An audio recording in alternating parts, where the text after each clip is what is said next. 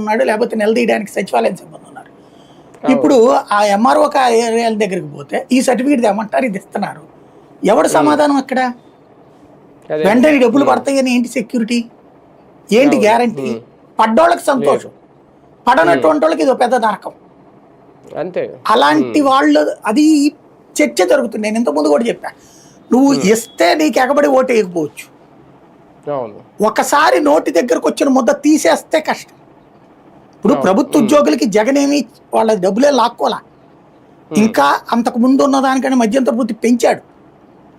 అప్పుడు 15% 20% చంద్రబాబు గారు ఇస్తానంటే పిఆర్సీ, జగన్ నేను వస్తే 27 ఇస్తానన్నాడు. తను రాగానే 27 ఇచ్చాడు. కానీ తర్వాత పిఆర్సీ ఓకే చేసేటప్పుడు 23కే ఓకే చేశాడు. ఆ దాంట్లో 4 రూపాయలు వెనక్కి ఇమ్మన్నాడు.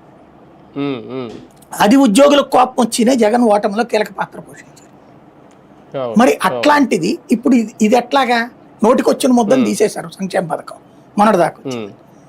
వాళ్ళలో వచ్చే అసంతృప్తి, దాంతో పాటుగా ఇప్పుడు ఆ పిల్లలు ఉన్న వాళ్ళకి వచ్చినాయి, డిగ్రీకి వెళ్ళిపోయిన పిల్లలు, ఇంటర్ సెకండ్ ఇయర్ ఆ పైన చదువుతున్న పిల్లలు, వాళ్ళందరికీ లేదు కదా ఫీజు రియంబర్స్మెంట్. లాస్ట్ ఇయర్ జరగలేదు కదా, ఈ ఏడాది కూడా ఏంటో గ్యారంటీ చెప్పట్లేదుగా. కాలేజీలకు వెళ్తున్నారు అనుకోండి, ఫీజు రియంబర్స్మెంట్తో నాకు సంబంధం లే, మీరు కట్టండి, తర్వాత మీరు తీసుకోండి, అవసరమైతే వస్తాయి డబ్బులు వచ్చాక మీరు తీసుకుందరు, కానీ ముందు మీరు కట్టండి అంటున్నారు. ఫీజు రియంబర్స్మెంట్తో అంటే ఇక కొన్ని కాలేజీలు ఏవైతే పెద్దగా విద్య లేనటువంటి ఇట్లాంటి వాటి మీదనే బతుకుతున్న కాలేజీలు ఏవైతే ఉన్నాయో అక్కడ మాత్రమే అడ్మిషన్లు దొరుకుతున్నాయి.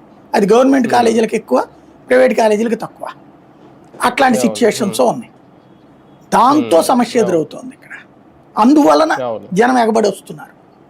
ఇంకోటి రైతులు, ఎస్పెషల్లీ ఇదంతా ఈ రైతులకి నేను ఇంతకుముందు కూడా చెప్పా, చంద్రబాబు తప్పేమున్నది అందులో. క్రిందటి ఏడాది 25,000 వచ్చింది, ఏడాది 15,000 వచ్చింది. మద్దతు ధర కంటే ఎక్కువే అది, కానీ మద్దతు ధరకి దగ్గరన్నా అయి ఉంటుంది. కానీ వాళ్ళకేం ఫీలింగ్ ఉంటుంది, లాస్ట్ ఇయర్ అంత వచ్చింది, ఇయర్